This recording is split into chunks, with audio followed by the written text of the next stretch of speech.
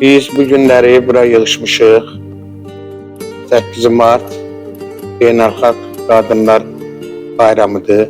O münasibətinə mən nə qədər Azərbaycan Respublikasında analarımız, bacılarımız var, onların bayramını təbrik edirəm.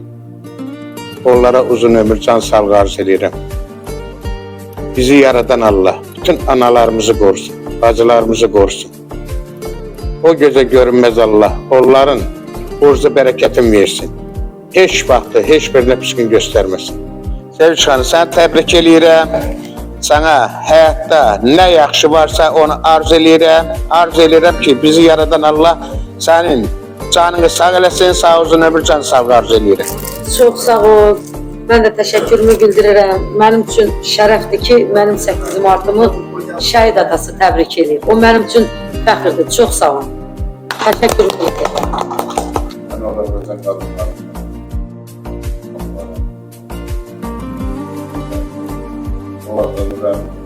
Amin. Çox sağ ol. Çox sağ ol. Ayrı şəkil. Ben de növbədə təbrik edirəm. Bütün Azərbaycan xanımlarının hamısını təbrik edirəm.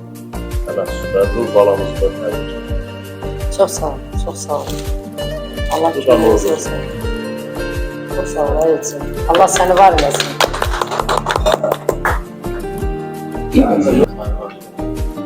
Ben de başta bütün Azerbaycan halkının şehit anaları olmakla, bütün gazi anaları ve bütün Azerbaycan halkının adları tebrik ederim. Çok sağ olun. Sağ olun. Allah köməyiniz olsun. Sağ olun. Ha. 8 Mart Beynəlxalq Qadınlar o münasibətlərlə bütün Azərbaycan xanımları, ana və bacılar, başta Sevinç qadın rəhbərimiz olmağını təbrik edirəm. Onlara uzun ömür, can sağlığı, həyat Çok sağ olun. təbrik edirəm. Çok sağ olun. Çok sağ olun.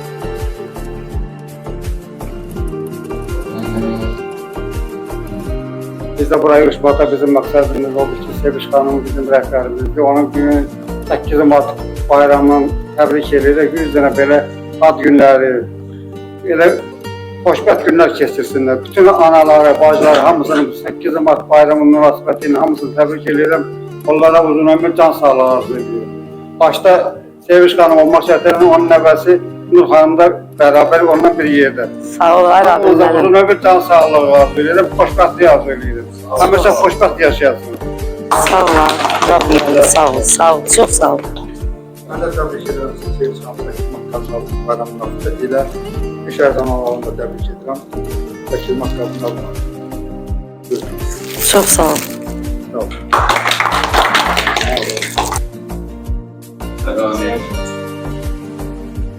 Ben de bugünkü gün 8 Mart günü münasibətilə Sevinç Hanım'ı təbrik edirəm ve onun nəvəsini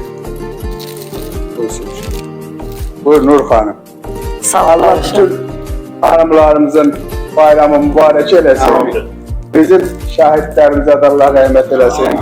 Şəhid analarımız, bacılarımız da var ki, onlar şəhidlik zirvəsini ucalıb. Allah onların da məqamını eləsin.